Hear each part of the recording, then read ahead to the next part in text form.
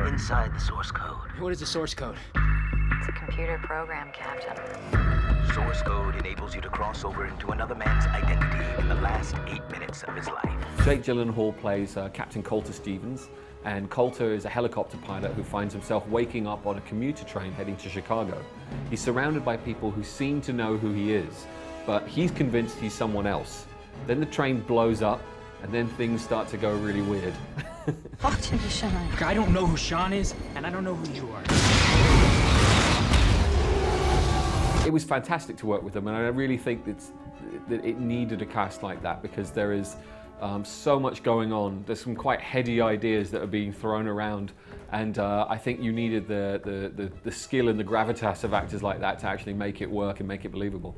The interesting thing is, I think Jake was a big fan of Moon, and he was the one who brought me the source code script. So I think maybe Jake noticed the parallels between the two.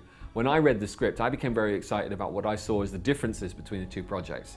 The fact that source code seemed to have, you know, all of these other aspects, other things that I get to do, and the pace of it was so fast, and I loved that. And I think in that respect, it was very different from Moon. It wasn't until we got into the edit that I started to notice the similarities. And remember back, who bombed the train? I don't know who bombed the train! Then try again. Wait, no,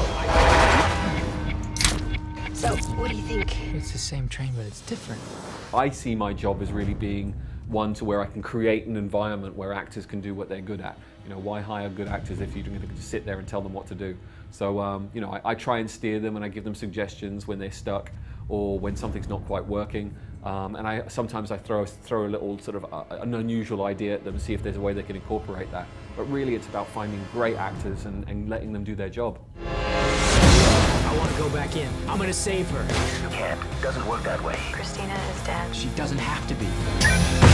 As a very young kid, I was interested in filmmaking, and my father and I did it as a bit of a hobby, making short films, and I sort of felt at that age that I wanted to be a director, or at least to be involved in making movies in that way. And then I took a very, very long detour in life, and you know, went off to school and college and graduate school, and you know, at that point I went off to film school here in London, and spent a couple of years there, started making short films and low-budget commercials, and worked my way up the advertising industry, making commercials, and then eventually did Moon, my first feature film.